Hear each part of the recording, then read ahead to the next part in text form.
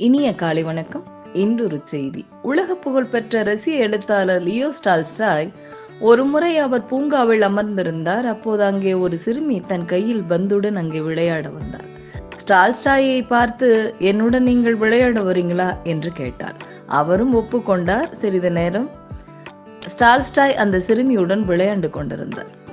மாலை நேரம் நெருங்கவே அந்த சிறுமி டால்ஸ்டாயிடம், நான் என் வீட்டிற்கு செல்கிறேன் என்று கூறிவிட்டு கிளம்பிவிட்டார்.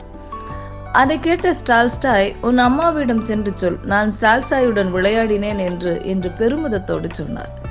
அதற்கு அந்த சிறுமி, நீங்களும் உங்கள் அம்மாவிடம் சென்று சொல்லுங்கள், நான் ஷர்மியுடன் விளையாடினேன் என்று சொல்லிவிட்டு சிரித்துக்கொண்டே கடந்து சென்றார். உலக புகழ்பெற்ற தன்னை இவள் தனக்கு இணையாக நினைப்பதை எண்ணி, தன் கர்வத்தை எண்ணியும் அவர் வெட்கப்பட்டார். இதுதான் ஞான நிலை. இந்த நிலையை உணரத்தான் பலர் பல வருடம் காத்திருக்கிறார்கள். ஆனால் ஒரு குழந்தை டக்கென்று உணர்த்தி விட்டது. அந்த குழந்தை சொன்னதை விட அதை உடனே புரிந்து கொள்வதுதானே சிறந்த அறிவாளித்தனம். மிகப்பெரிய எழுத்தாளருக்கு அன்று தான் சிறந்த பாடம் கற்பிக்கப்பட்டது. அப்படித்தான் பிறப்பால் எல்லோரும் சமம்தான்.